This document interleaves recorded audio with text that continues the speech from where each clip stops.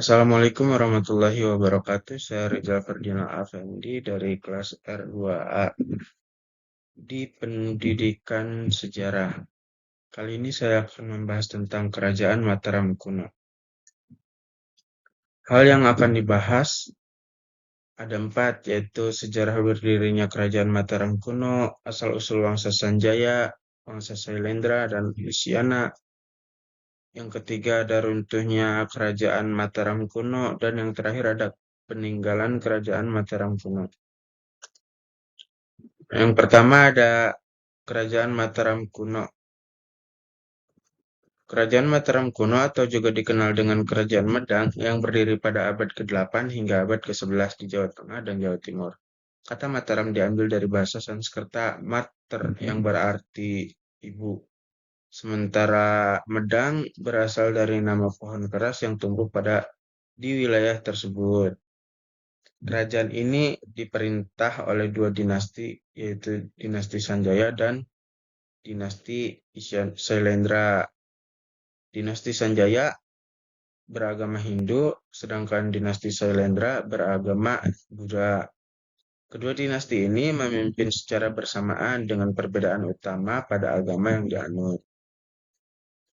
Selanjutnya ada asal-usul wangsa. Nah, asal-usul wangsa terbagi menjadi 3, yaitu Wangsa Sanjaya, yang kedua ada Wangsa Sailendra, dan yang terakhir ada Wangsa Isyana. Yang pertama ada Wangsa Sanjaya. Wangsa Sanjaya sendiri menjadi pendiri dari Kerajaan Medang, yaitu Sanjaya yang memerintah Kerajaan Mataram sekitar tahun 732 Masehi. Nah, dikutip dari buku Waluyo tahun 2008, Ilmu Pengetahuan Sosial karya Waluyo, Wangsa Sanjaya disebut-sebut menjadi pemeluk agama Hindu Siwa. Menurut sumber yang berbeda, Wangsa Sanjaya dalam Kerajaan Medang memiliki interpretasi yang berbeda.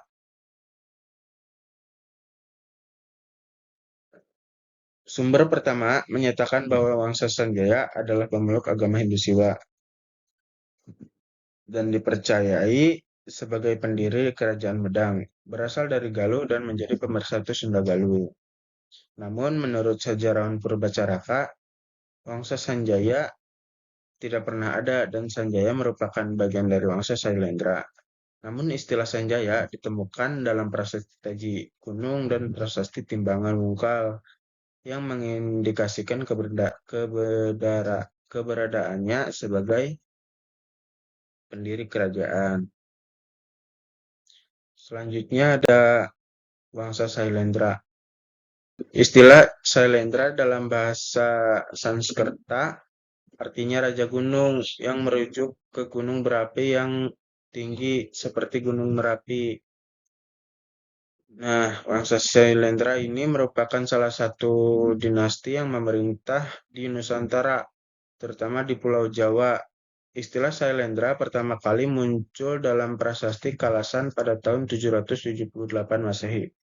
Asal-usul Wangsa ini masih menjadi perdebatan dengan beberapa teori mengaitkannya dengan Kalingga di India Selatan atau Funan di Kamboja.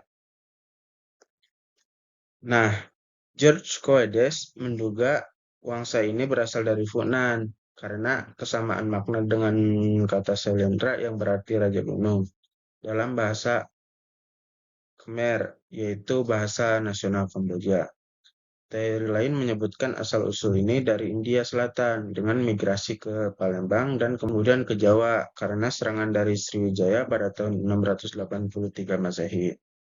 Filolog Belanda yaitu Johannes Gisbertus di Kasparis mengaitkan Wangsa Sailendra dengan Narawa Ranagara di Funan yang kemudian berpindah ke Jawa setelah serangan dari Chenla pada abad ke-6 Masehi. Selanjutnya ada Wangsa Isyana. Nah, istilah Isyana ini berasal dari nama Sri Isyana Wikramadharma Tunggadewa, yaitu gelar dari Empu Sindok setelah menjadi raja di Medang. Dinasti Isyana ini memimpin kerajaan Medang di Jawa Timur dari abad ke-10 hingga akhir abad ke-13. Asal-usulnya tercatat dalam prasasti Pucangan tahun 1041 Masehi. Dinasti Siana merupakan penerus Wangsa Sanjaya di Jawa Tengah. Empu Sindok yang sebelumnya beragama Siwa menjadi Raja Medang dan memindahkan pusat pemerintahannya dari Jawa Tengah ke Jawa Timur pada tahun 929 Masehi. Nah, selanjutnya ada runtuhnya Kerajaan Mataram kuno. Kerajaan Mataram kuno pada saat itu terletak di Jawa Tengah pada tahun 1080. Terjadi sebuah bencana alam berupa meletusnya gunung berapi yang membuat kerajaan Mataram itu goyah. Nah, sehingga kerajaan Mataram itu berpindah pusat dari Jawa Tengah ke Jawa Timur karena ada beberapa faktor seperti bencana alam, politik, dan ancaman dari kerajaan Sriwijaya. Nah, selanjutnya ada Candi Borobudur. Candi Borobudur ini pertama kali dibangun atas inisiatif Raja Samaratungga sekitar tahun 824 Masehi. Meski begitu, Candi Borobudur selesai dibangun menjelang tahun 900 Masehi pada masa pemerintahan Ratu Pramudawardhani, yaitu Putri Raja Samaratungga. Arsitek yang berjasa dalam merancang candi tersebut ialah Gunadarma. Selanjutnya ada Candi Prambanan. Candi Prambanan ini adalah candi bercorak agama Hindu terbesar dan termegah yang pernah dibangun di Jawa kuno. Pembangunan candi Hindu kerajaan ini dimulai oleh Rakai Pikatan sebagai tandingan Candi Buddha Borobudur dan juga Candi Sewu yang terletak tak jauh dari Prambanan.